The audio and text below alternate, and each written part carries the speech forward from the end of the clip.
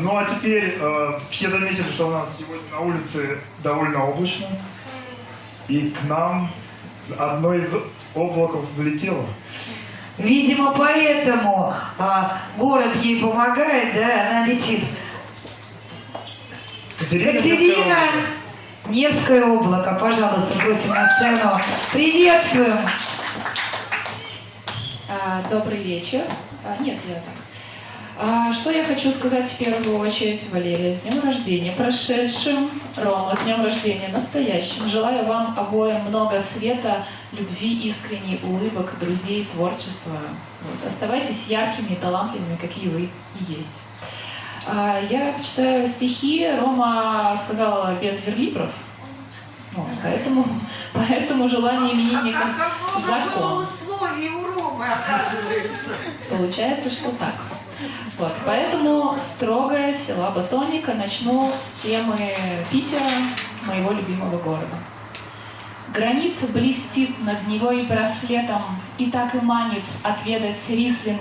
Нева свежа, как утренняя газета, как Пастернак на заре футуризма, а воздух пахнет не то селедкой, не то арбузом и сладкой липой. Студенты вдоволь катаются в лодках до синих губ, до июньского гриппа. Мне тоже хочется быть беспечной, как легкий ситец короткой юбки, смотреть, как ловко туман и вечер съедают мелкие волн-скорлупки, как два пролета ломают пандус, стреляют в вечность в немом закате.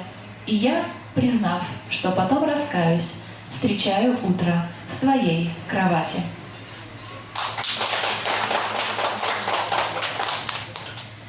Серебром вечеров по решеткам сада разольется грусть, воздух напьется ей. Посмотри, как Нева легка в этот час и крылата, как невинно не помнит она ни царей, ни ушедших до, ни восставших после, да и нас, наверное, не узнает. Шелком катится к морю, город строится возле, шелком катится к морю, в городе тьма забот, шелком катится к морю, тихо смеется над нами, на востоке меняются краски, новая грянет заря. Расправляются плечи крепкими парусами, обрезаются якоря.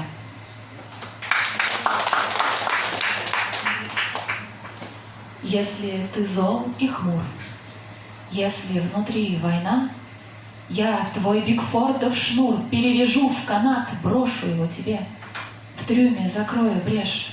Вина поставлю, пей, хлеба поставлю, ешь, высушу, схороню, вытравлю лишний шум, а за заботу свою лишь одного прошу.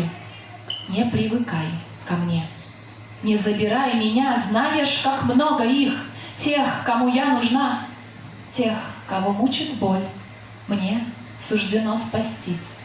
Я не всегда добро, обнял и отпусти.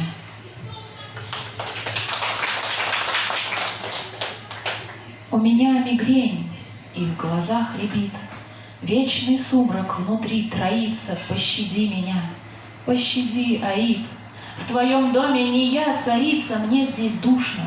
Не льстят ни алмазный трон, ни богатство подземных копий. Я хочу быть свободной от всех свобод, обрезая замки и корни. Я хочу быть подобной пыльце вербен, уноситься прочь с каждым порывом ветра.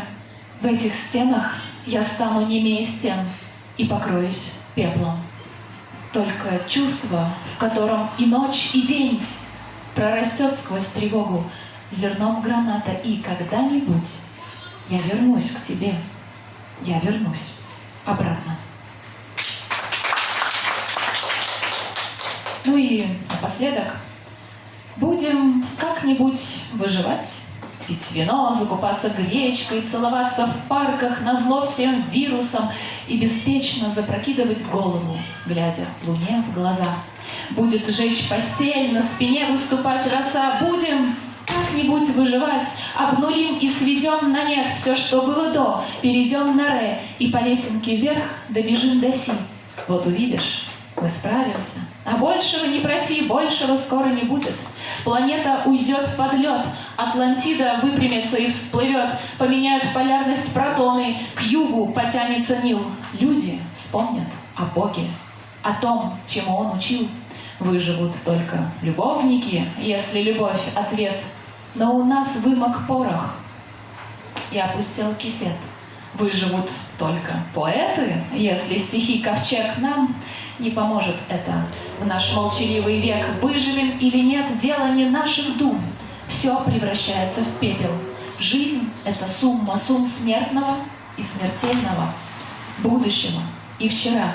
Не доверяя слишком мнению всяких с приставкой «пра». Обещай, что пойдем пить вино и смотреть наверх так, словно каждый